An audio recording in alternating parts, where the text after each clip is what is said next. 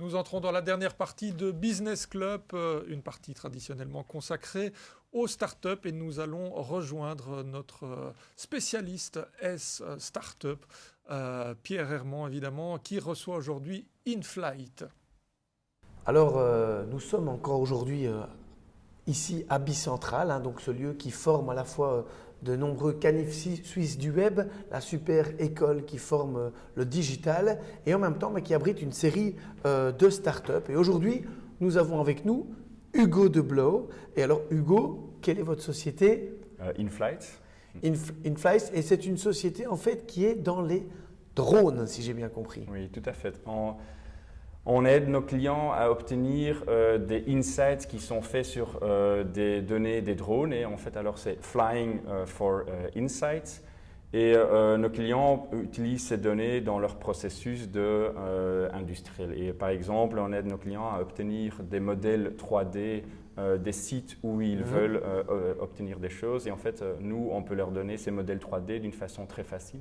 Parce qu'ils ne doivent pas monter sur les toits, ils ne doivent pas monter sur des endroits qui ne sont en fait pas accessibles pour un être humain, mais qui sont très facilement accessibles pour un drone. Alors, on va voir effectivement tout ça en détail ensemble, donc comment le drone va collecter des images pour les transformer en données. Mais d'abord, parlons un peu de vous, Hugo. Donc, si je comprends bien votre background, vous êtes à la base un ingénieur en aéronautique. C'est-à-dire que quoi, votre passion, c'est voler, c'est bien ça?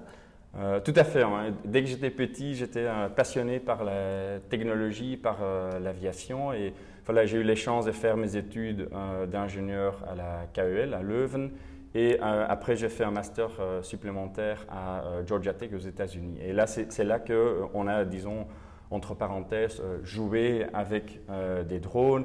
Et là, on faisait j'étais en train de dessiner ou de faire des algorithmes pour des systèmes de contrôle pour des drones. Oui. Alors après ça, vous avez travaillé pour McKinsey, vous avez fait aussi un MBA. Donc ces algorithmes, vous avez travaillé et puis vous décidez de lancer votre start-up, c'est ça? Tout à fait. J'ai passé des super bons moments chez McKinsey, j'ai beaucoup appris aussi, mais ma passion pour l'aéronautique et aussi ma passion de créer des choses comme ingénieur quand j'étais consultant, elle n'était pas complètement remplie, alors j'ai décidé de quitter McKinsey, en fait laisser derrière voiture de société, laisser derrière un peu tout pour me lancer dans le garage et de me mettre dans la start-up. Oui. Mais vous étiez aussi un pilote, parce qu'on parle de l'ingénieur, vous savez comment ce qu'il faut faire pour qu'un avion décolle, vous avez aussi piloté des avions? Tout à fait. En fait, quand j'étais aux États-Unis, j'ai eu la chance de aussi obtenir ma licence de pilote, c'était lié avec l'université là-bas. Et oui, je vole toujours, j'ai volé dans plusieurs pays et j'adore. Oui. Donc vous êtes vraiment dans un métier en fait qui vous passionne, puisqu'il allie votre passion pour les avions et en même temps cette passion est transformée dans une création de valeur pour vous. Par contre, le drone, évidemment, entre un drone et un avion, finalement, on parle de plusieurs tonnes versus quelques centaines de grammes. Oui. Et c'est quelques centaines de grammes qu'on va mettre au service d'un client. Alors, prenons-en un concret. Vous m'avez dit tout à l'heure, par exemple, vous travaillez pour BASX. Vous faites quoi, par exemple, pour BASX? Vos images servent à quoi? À juste prendre des photos des bâtiments? Non. En fait, chez BASX, on les aide à avoir un relevé de leur stock beaucoup plus précis.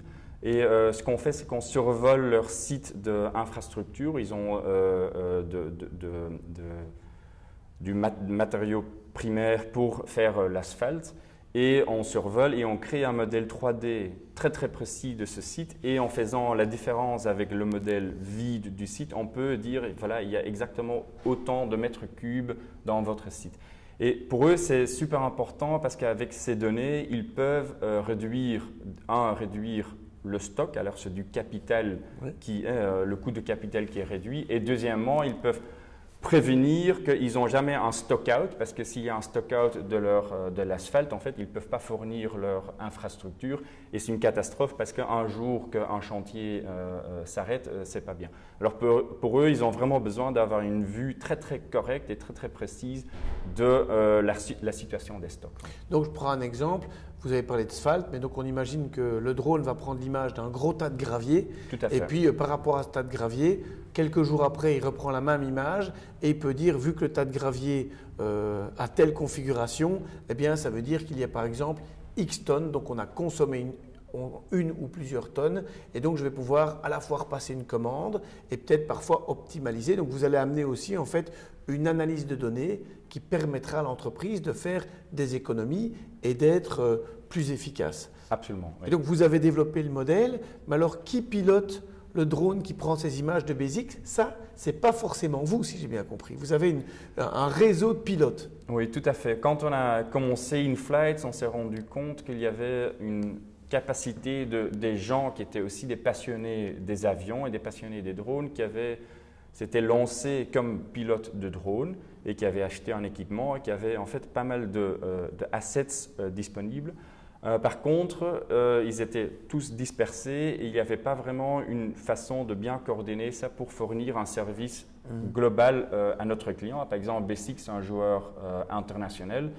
Et pour eux, c'était très intéressant de travailler avec nous pour pouvoir, parce que nous, on peut leur dire, voilà, on est une personne et on peut gérer toutes les mesures de drone que vous voulez faire partout en Belgique. Oui. Donc, en l'occurrence, ça veut dire aussi que, par exemple, si maintenant, par exemple, BASIX construit une tour à Dubaï et a aussi un stock à observer, vous pouvez alors vous mettre en relation avec un pilote de drone à qui vous allez donner en quelque sorte un briefing et pouvoir suivre. Donc l'avantage, c'est que vous avez un petit peu comme Uber qui rassemble toute une série de chauffeurs. Vous rassemblez des pilotes de drone et vous leur offrez des missions tout en apportant une plus-value qui est l'analyse de données. C'est ça? Tout à fait. Je pense que la comparaison avec Uber, elle est très bonne, mais elle n'est pas complètement complète. C'est effectivement, on peut travailler avec des pilotes de drones partout dans le monde. Et alors, ça nous donne, vis-à-vis de notre client, on peut leur guider, leur aider partout dans le monde. Et on fait ça déjà, même étant une petite start-up.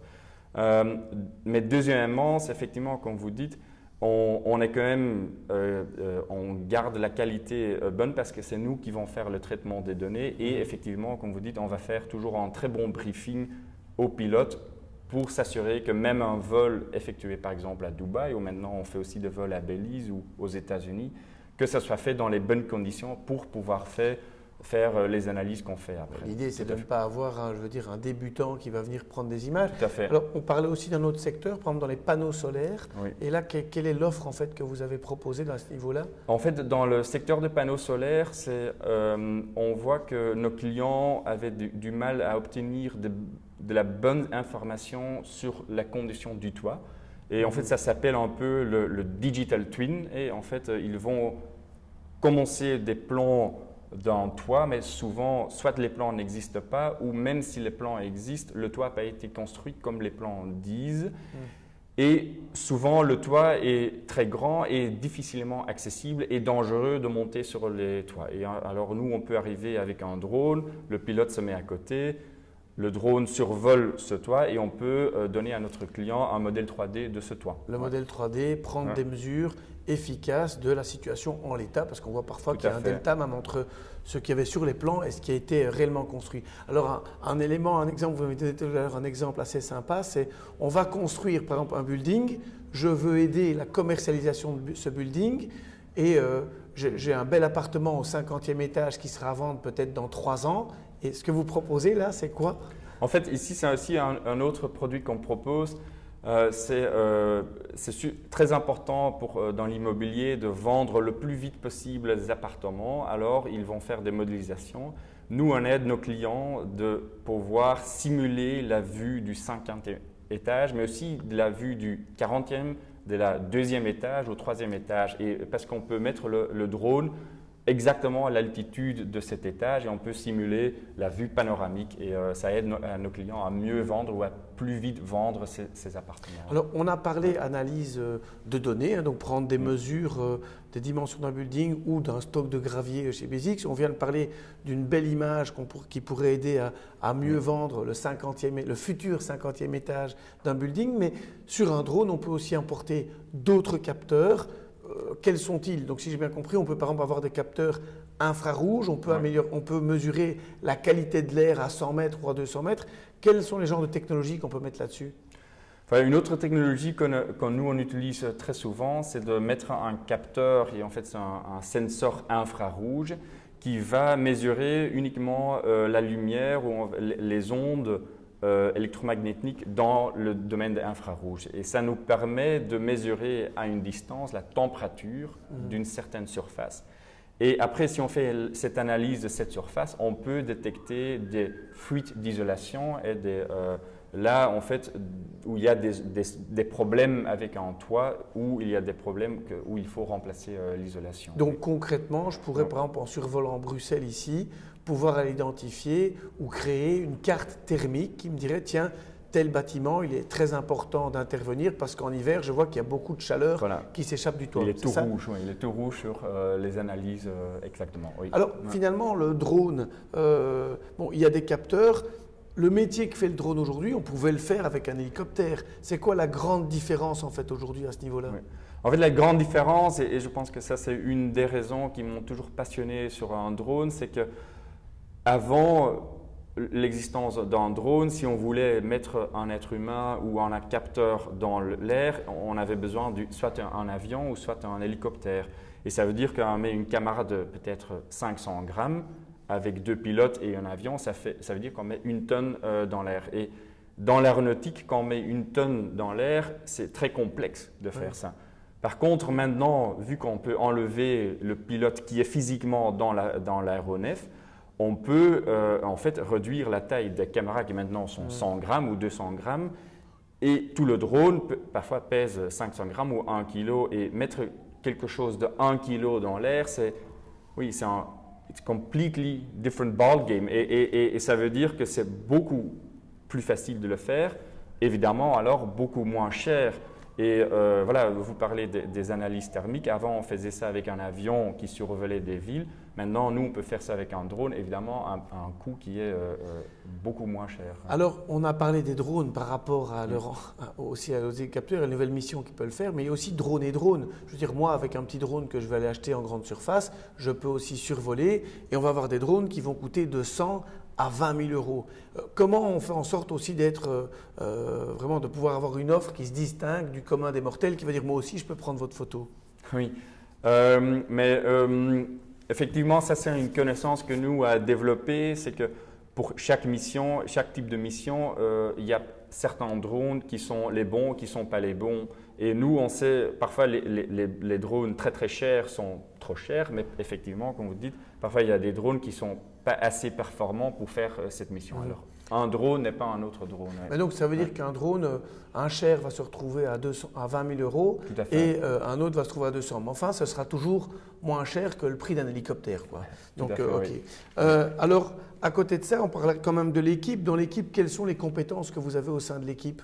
Voilà, je pense que la compétence la plus importante, évidemment, c'est la personne qui fait le traitement des données et qui va transformer ces photos avec des géoréférences dans les modèles 3D et s'assurer que ce modèle 3D soit en ordre qualitativement. Effectivement aussi, le traitement des images infrarouges, elle n'est pas évidente et ça, c'est les compétences qu'on a. Ça, c'est un côté. Après, il y a quelqu'un qui coordonne tous les vols.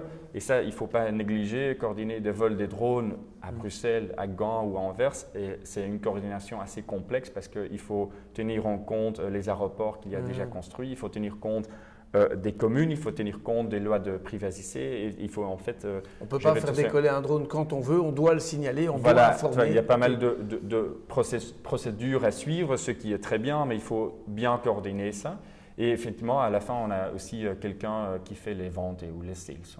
Et alors, donc, on a vu ces différentes compétences, la vente, la data, la coordination des vols. Je peux commander chez vous un vol pour survoler et faire analyser. Aujourd'hui, Flight Insight, c'est aussi un défi. Vous avez un défi de financement. Alors, juste en quelques temps, quelques minutes, quel est ce défi? Vous avez besoin de combien et quel type d'investissement vous recherchez?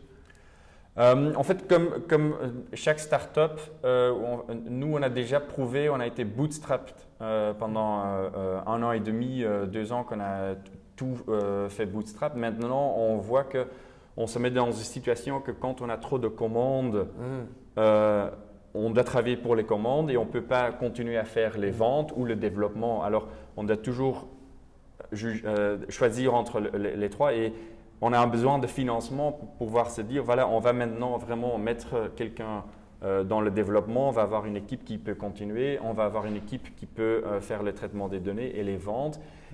Et pas toujours choisir entre les trois, mais faire les trois en même temps. Mais par contre, pour pouvoir faire ça, évidemment, on doit un peu creuser un petit peu plus. Donc, ce qu'on retient, c'est qu'on a ici un nouveau challenge.